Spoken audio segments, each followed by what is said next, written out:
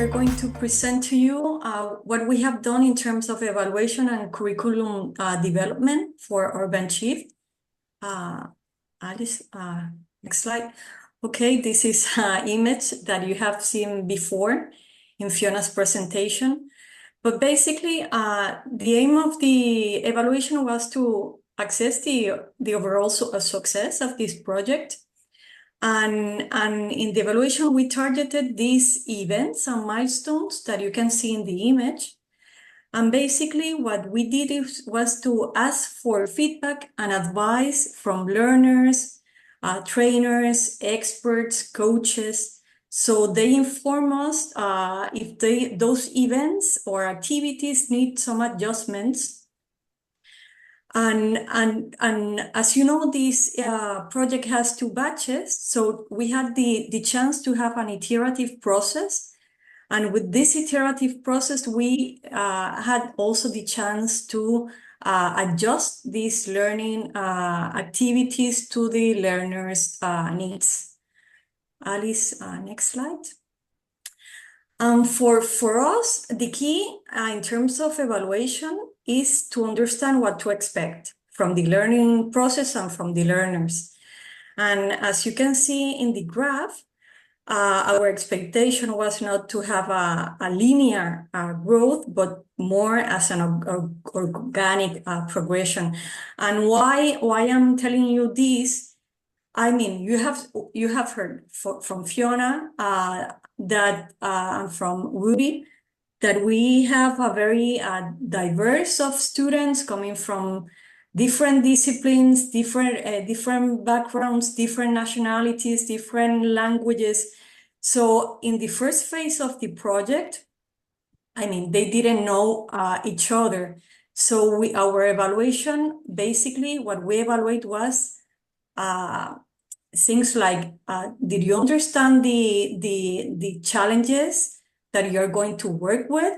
I mean, as Fiona said, during the first batch, they targeted the challenges were food waste and urban heat islands, and in the second batch was mobility and extreme weather. We also assessed during this first phase the team building.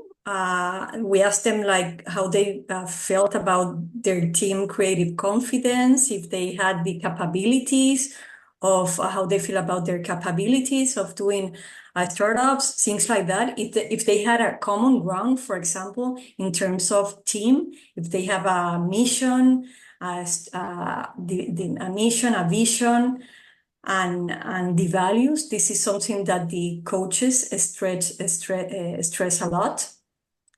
And then during the second phase, when the teams, they had there were more synergies between the team members, then we open up the evaluation and we organize the Empowering Changemakers event. Alice, this next slide.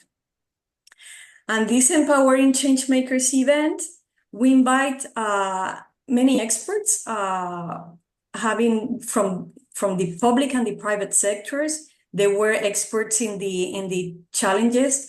We have already tell about it.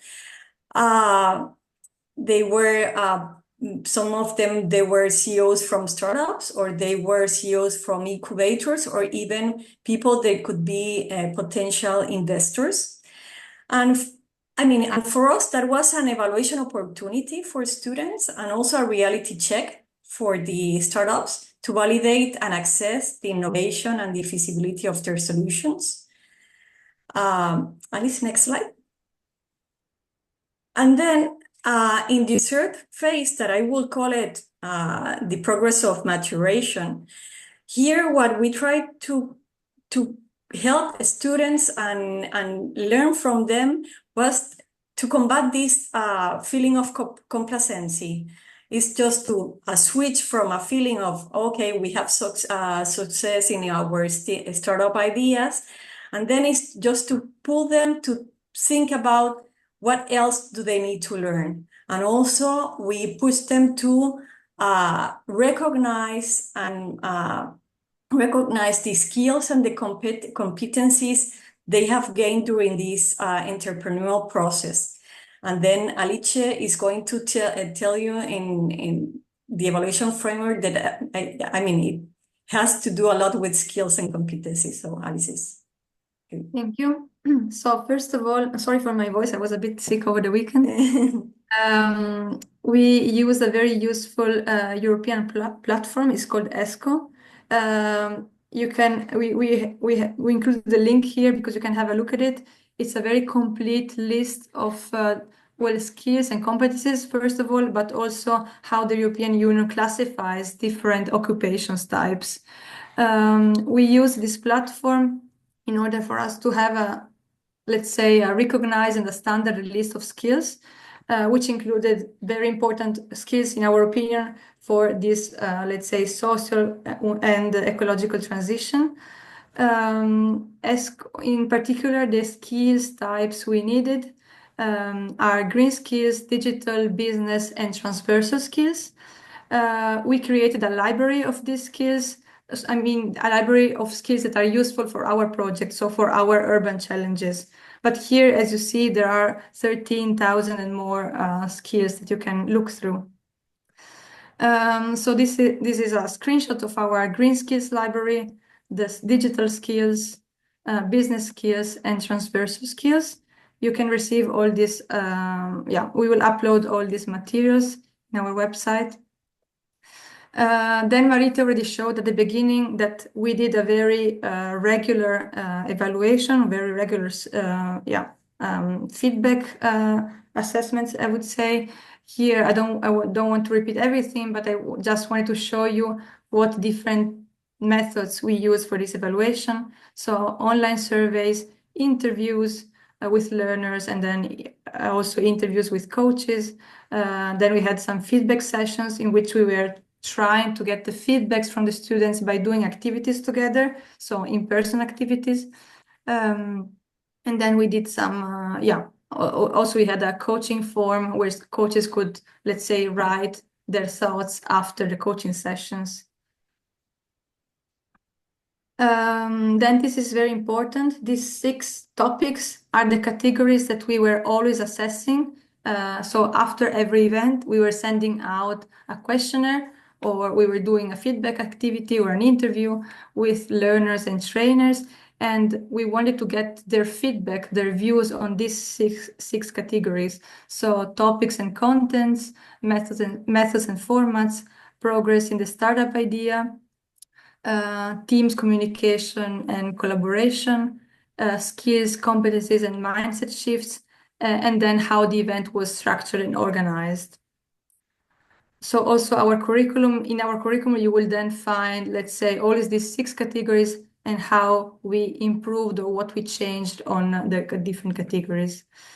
As I said, it's a twofold evaluation because on the one side, we want to evaluate the project and how we were doing the project as a consortium. And on the other side, we want to evaluate as well the learners' work, so how they were progressing. Topics and contents, of course, these were given by us, so it's part of the evaluation of the project, but also methods and formats, skills, competencies, and changes of mindset, so how we were teaching or how we were transmitting these skills, and then the structure of the events. Of course, regarding the progress in the development of the startup idea and the communication and collaboration team, we're trying to evaluate how the students were doing on this. Here, I also put some examples of things that we improved in the second batch. For example, we decided to, as Rudy already said, we decided to have a more coherent selection process with the introduction of commitment letters. This helped a lot in the second batch. Then we started the second batch a bit earlier because students or some students had some difficulties with the, let's say, the writing and defending of the thesis. So we tried to accommodate that. We gave more opportunities for personal exchange during the bridging courses at the kickoff, as this was lacking in the students' opinion in the first batch. And then also the coaching sessions were anticipated a little bit. Regarding the learners instead, we experienced some difficulties in teamwork, communication within the teams in the first batch. So a professional figure was available to talk to the students in the second batch. And then we gave more time for the problem validation during the kickoff, as in the students' opinion, they didn't have so much time in the first batch. So just a few examples. And then we want to show you some of the feedbacks we got with online surveys. So overall, for example, the 5-day kickoff in Vienna was very much appreciated. Then here we have some open questions. So what were the most useful insights or takeaways you gained during the event? And yeah, here the students are talking about listening to each other, giving feedback. Sometimes it's necessary to take a few steps backwards. So to change the idea and someone else is writing the same, pivoting might be a necessary part of the process. Yeah, validate everything with your customers. So the problem validation, and a very important feedback. And then regarding barriers or challenges of trainers and coaches, we can see some coaches saying motivating all learners to the same level or providing expert inputs on certain topics, or it was difficult to bring the whole team together in a coaching session. It was difficult to deal with short-term cancellation or too little preparation. So these are some of the challenges that our coaches or trainers experienced. And then at the end, we want to give you some more feedbacks that we got. The general feedback at the end of the program, of the batch, how how useful you found the Urban Shift program for your future professional career. So most students had a very positive opinion on this, so they found it useful. If they would recommend it to someone else, 24 said yes, 1 said no. So we are quite happy with this result. What was most useful for developing the business idea? Many students talked about the coaching sessions and the knowledge they got from that. Others talk about the, let's say, privilege or the usefulness of working with people from different backgrounds, with different knowledge, different personalities as well. Or validating with real companies or in person in the market. So, for example, the Changemakers event Marita presented before is an example for that. And then we also got some feedbacks of things we should improve or we could improve in a future project like this. For example, communication. We used, let's say in the first batch, we used Slack and Teams. Slack didn't look like a good tool for the students, so we only used Teams in the second one. But here again, we had some difficulties in communicating. So for another project, probably we have to find something else. And then what do you need to continue developing your business idea further?